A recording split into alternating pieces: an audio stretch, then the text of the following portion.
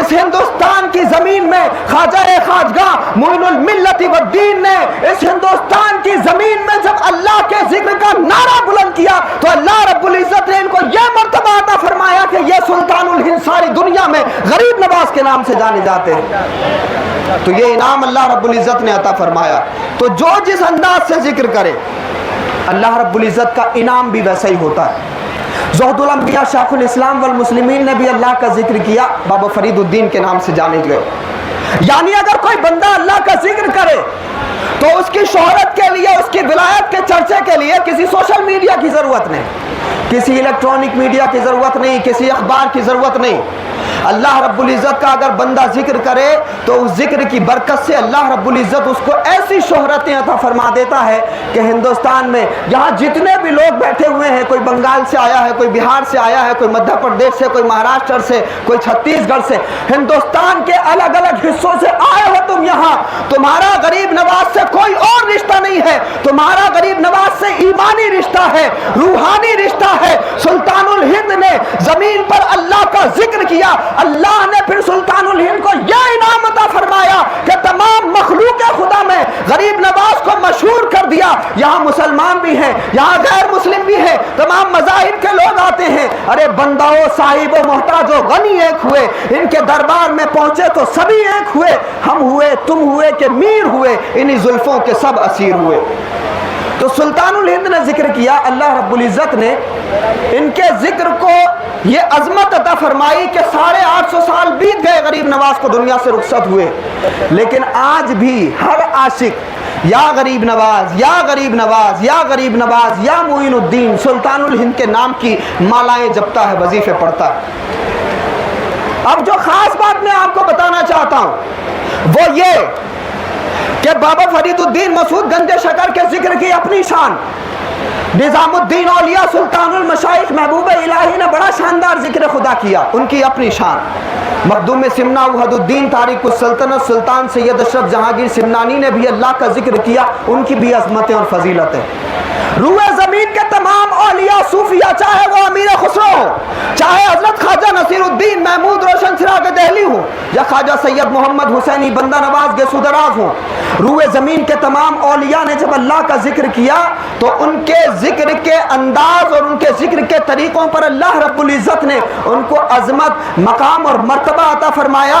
لیکن احاطہ نور میں بیٹھے ہوئے غریب نواز کے عاشقوں, میں آپ کو بتا دوں کہ روئے زمین کے تمام ذاکرین کا, تمام اولیاء کا ذکر ایک طرف, لیکن جس طرح سے رسول اللہ کے نواسے نے اللہ کا ذکر کیا ہے شروع سے لے کر آخر تک, آج تک اور ہم سے لے کر قیامت تک, اس انداز سے نہ کوئی ذکر کر سکتا ہے اور نہ کسی نے ذکر کیا ہے. کیونکہ آقا حسین نے صرف مجلس میں نہیں, صرف تنہائی میں نہیں, صرف اکیلے میں نہیں, بلکہ سرکار امام علی مقام نے اس وقت بھی ذکر کیا جب ان کی گردن کو نیزوں پر چڑھا دیا گیا تھا, اس کے باوجود بھی سرکار امام حسین اللہ کے کلام کی تلاوت کرتے رہے تھے.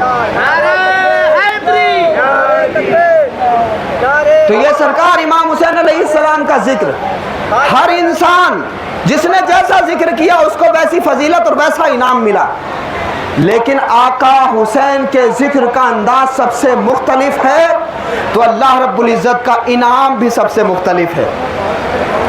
اب اگر دنیا میں یا حسین یا حسین یا حسین کے نعرے لگ رہے ہیں تو اس کی وجہ یہ ہے کہ کربلا میں امام علی مقام نے اللہ رب العزت کا ذکر کیا, جب گردن کاٹ دی گئی, شہید ہو گئے, تو سرکار امام حسین علیہ السلام کے مبارک سر کو نیزوں پر چڑھایا ظالموں نے. تاریخ بتاتی ہے کہ امام علی مقام اس نیزے کی نوک پہ قرآن مجید کی تلاوت کر رہے تھے. تو لوگوں, حسین کا ذکر اس لیے بلند ہے, امام علی مقام کا ذکر اس لیے بلند ہے کیونکہ حسین نے صرف مسجدوں میں نہیں, صرف محفلوں میں نہیں, صرف میلاد کی مجلسوں میں نہیں ذکر کیا, بلکہ آقا حسین نے نیزے کی نوک پہ اللہ کے نام کا نعرہ بلند کیا ہے اور دنیا کو یہ بتایا ہے کہ تم میری گردن تو کاٹ سکتے ہو مگر میرے مولا کے ذکر سے تم مجھے نہیں روک سکتے, میرے آقا کی شریعت بچانے سے تم مجھے نہیں روک سکتے.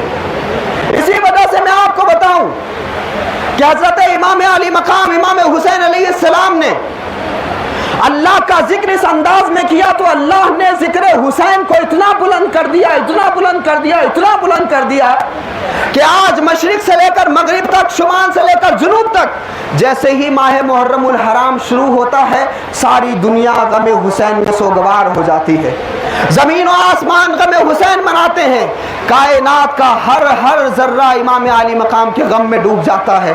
हमारी बहनें अपने घर में नियाजों का एहतमाम करती हैं। हम उस कल्चर से आते हैं कि जिस कल्चर में मलीदा बनाया जाता है, पूरे माह मुहर्रमुल हराम में कम से कम 10 दिन नियाज लगाई जाती है और इमाम आली मकाम को मलीदा बना करके खिराज अकीदत पेश किया जाता है। यानी अच्छे खाने नहीं खाए जाते क्योंकि करबला वालों की याद मनाई जाती है। अच्छा खाना, अच्छा एहतमाम नहीं होता, कोई जश्न नहीं होता, कोई सेलिब्रेशन नहीं होता। क्यों? क्योंकि इस माह मुहर्रमुल हराम में मेरे आका की अहले बैत को तकलीफ पहुंचाई गई थी। इसलिए आज सारी दुनिया या हुसैन के नारों से अपनी किस्मत को चमकाती और अपने दिलों को रोशन करती।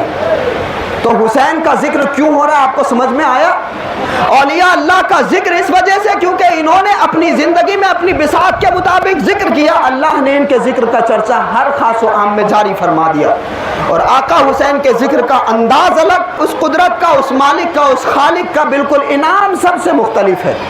इसीलिए अब मैं आपको बताऊं कि आज सारी दुनिया में एक तरफ तो इमाम अली मकाम को सलाम पेश करने वाले, सरकार सैयद शुहदा इमाम हुसैन को खिराज अकीदत पेश करने वाले मजलिसों का एहतमाम करते हैं, महफिलों का एहतमाम करते हैं, नियाज का एहतमाम करते हैं। सरकार इमाम अली मकाम के मानने वाले ताजिया बना करके हज़रत इमाम हुसैन को खिराज अकीदत पेश करते हैं, मगर कुछ लोगों को हजम नहीं होता। मैं आपको बता दूं कि अगर कोई किडनी का पेशेंट हो तो उसको पानी हजम नहीं होता, अगर कोई शुगर का पेशेंट हो तो उसको शक्कर हजम नहीं होती, जिसका खून खराब हो उसको अली और अली के बच्चों की मोहब्बत हजम नहीं होती।